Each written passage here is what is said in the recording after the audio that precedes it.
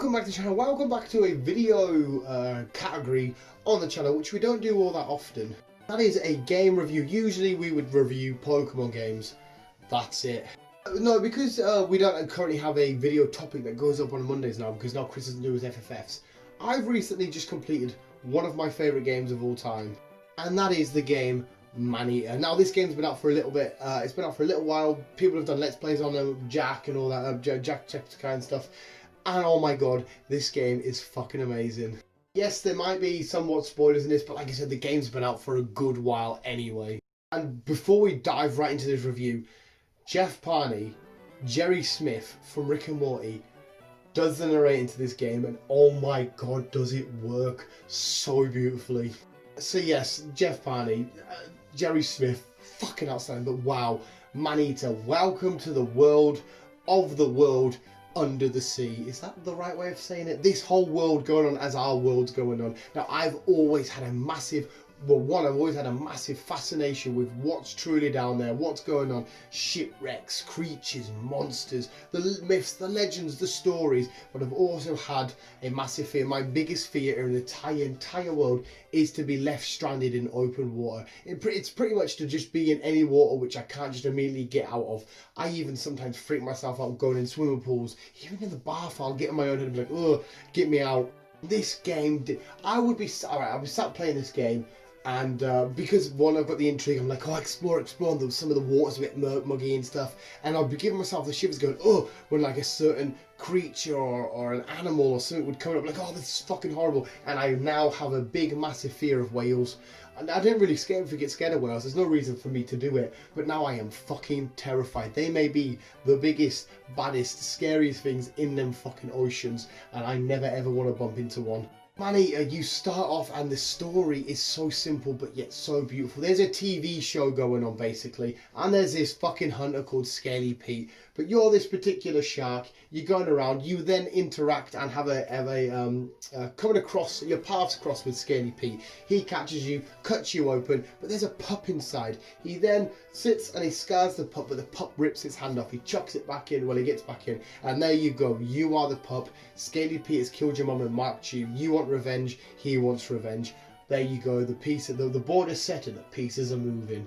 And it does have a nice, simple, not over the top, not overly complicated or convoluted or stupid story, just two sort of little revenge. You want to get Scaly Pete, he wants to get you.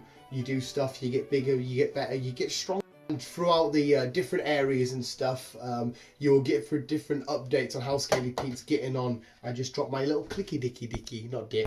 But just literally, right, this game, most people that I looked at, like, because I always see how long a game takes to complete, on average, most people did it in about 13 hours and about 14 hours to 100% it. It took me about 16, 20 because, oh my god, I would stop every 2 minutes to explore this bit and explore that bit and have a look at this shipwreck and fight it. I was fighting everything. I was like, oh my god, alligator, there we go. Oh my god, barracuda, there we go. Oh my god, hammerhead shark, there we go. I was fighting everything I could get my hands on because, oh my, I absolutely adore sharks.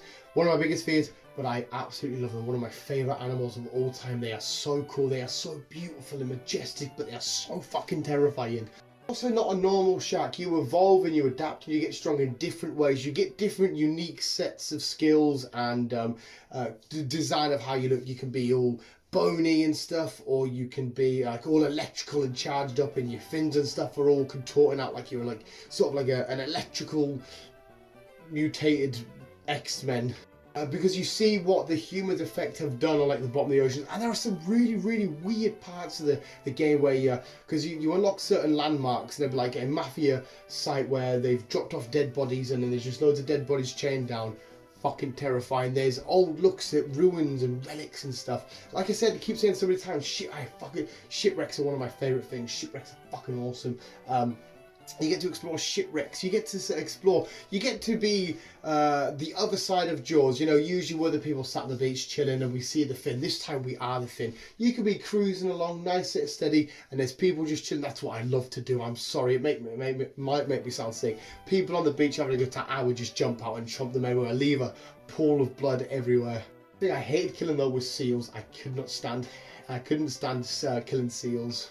But for real, this game looks amazing. That it makes you really feel submerged underwater, and when you slowly come up and your fins out, you can see everything around you and this deadly predator coming through the middle. The max level is level 30. You get to, there's pup, teen, adult and elder, and then mega thing. There's no, I would love to have seen some sort of megalodon action, but I think you're supposed to be the next sort of megalodon, even though we aren't vastly massive. And in each region, which I fucking loved, each area, there was an apex predator, and it was your job to take down the apex predator to become the ultimate apex predator of the whole entire sea. And oh my god, the whale one was fucking terrifying. You're in like a little old sort of like a SeaWorld looking place, and then there is a good way to beat that.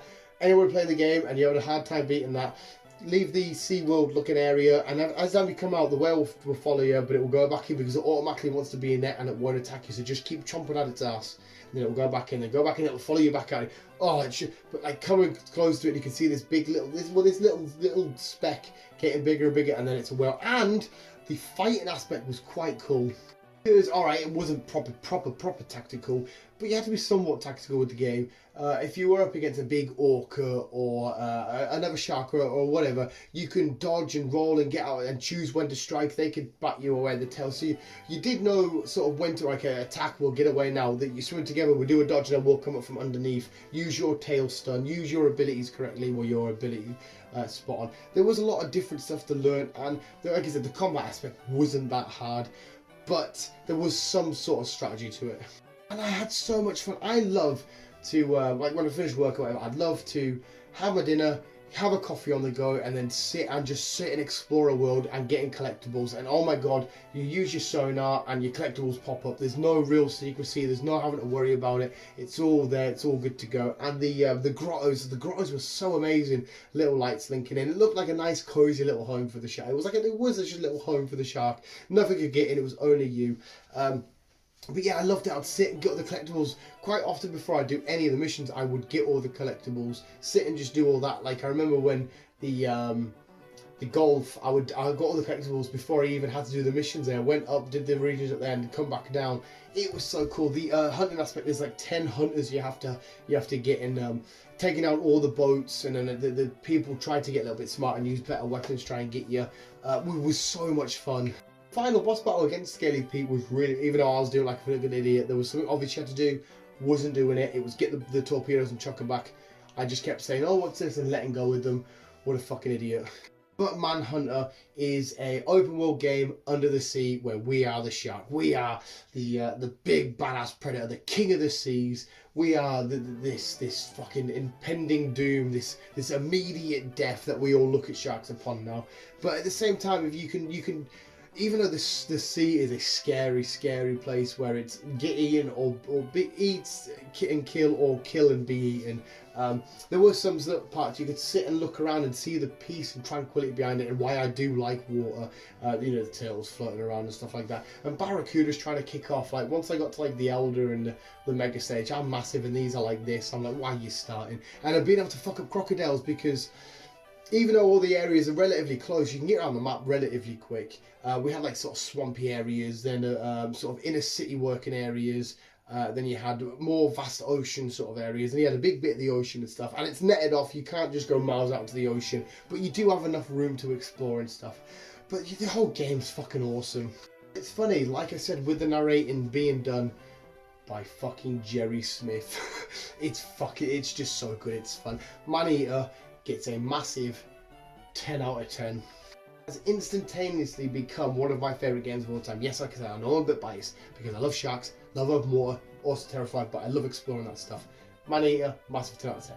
I recommend to you visuals going out, getting this game, playing it for yourself. Like I said, 20 hours max, you'll have everything boxed off if you want a nice slow play or whatever. 16 hours, I would probably reckon if I didn't stop doing all the stuff I was doing, I'd probably get it boxed off and it'd probably hit the 13, 14 mark, but I just had too much fun exploring.